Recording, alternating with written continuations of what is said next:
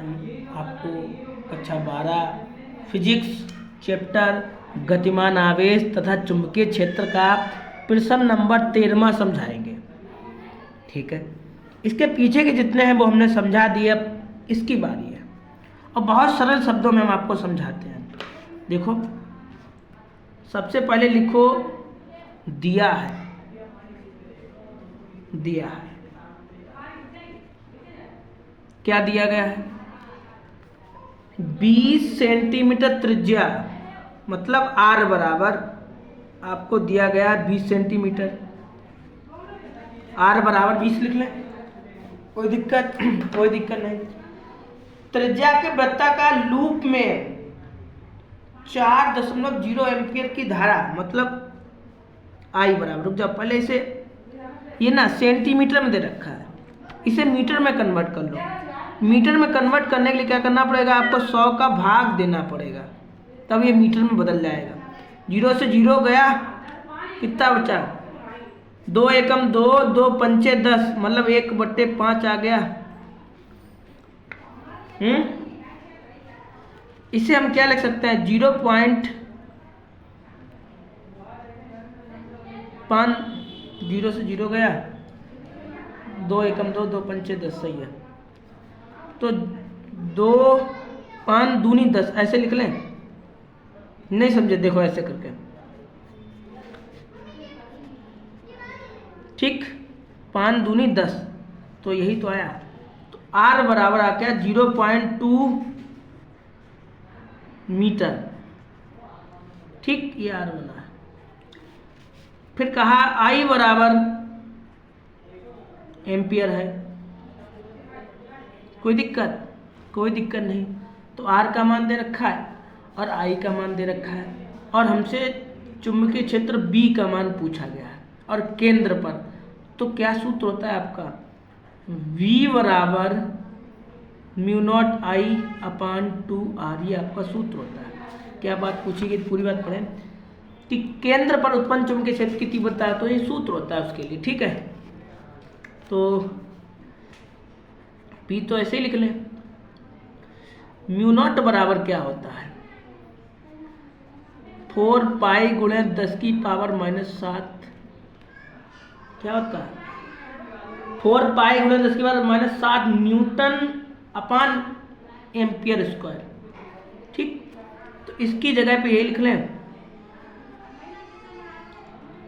कोई दिक्कत? और I का मान कितना है? ठीक है, इतना लिख लिया, कोई दिक्कत नहीं होगी भाई। μ0 का मान ये होता है, μ0 की जगह पे ये लिख लिया। I का मान ये दे रखा है, ये लिख लिया। और 2 को ऐसे लिख लें। R का मान कितना दे रखा है? ये लिखा R बराबर, कोई दिक्कत नहीं। दशमलव हटाया और यहाँ पे 0 नहीं बढ़ाएंगे।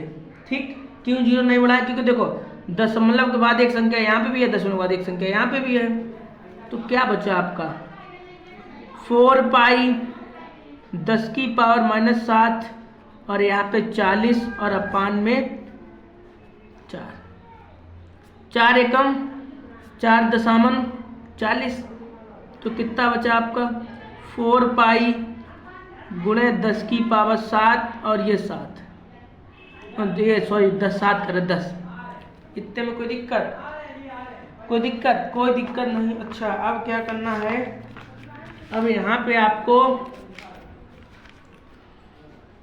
ये तो ऐसे लिख लेना है, 4 ऐसे लिख लेना। पाई का मान कितना होता है?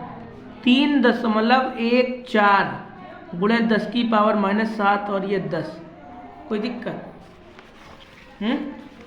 4 लिख लिया और यहाँ पे पाई का मान लिख लिया।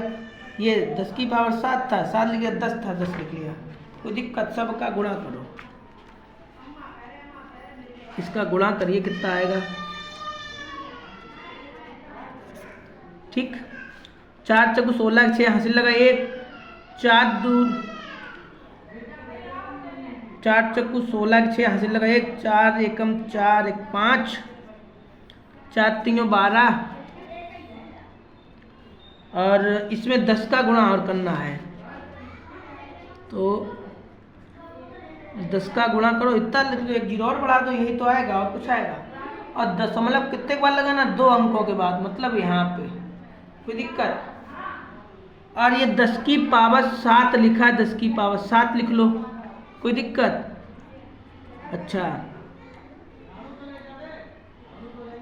अच्छा एक मिनट, अगर हम यहाँ पे दशमलव लगा, अगर यही दशमलव हम इधर बढ़ा लें, यहाँ पे लगा दें तो कोई दिक्कत, लेकिन यहाँ पे लगाएंगे तो यहाँ पे घटा देंगे। हम कितने इधर चले, इधर की तरफ कितने चले, 1 2, तो देखो 5 में से 7 में से 2 घटाओगे तो 5 ही तो बचेगा। यही तो आपका आंसर है, कोई दिक्कत। देखो इतना आंसर आ रहा है, नहीं आ रहा, देखो लिखा है 1.256 गुणा 10⁻5। बताओ समझ में आया।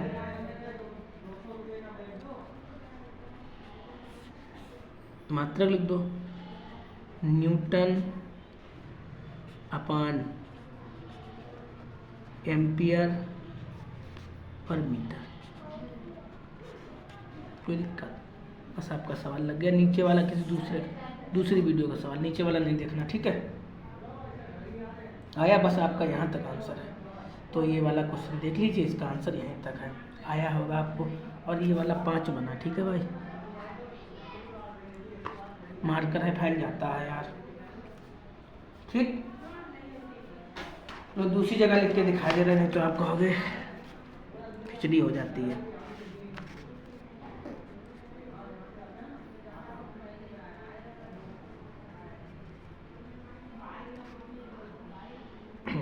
ठीक, बी बराबर, साफ से देख के लिख लो।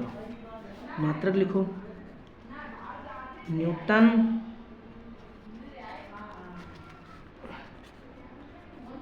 एम्पियर और मीटर, ठीक है, सही है। तो मिलेंगे आपको अगली वीडियो में, तब तक आप इतने क्वेश्चन को फिर कीजिए, ठीक है।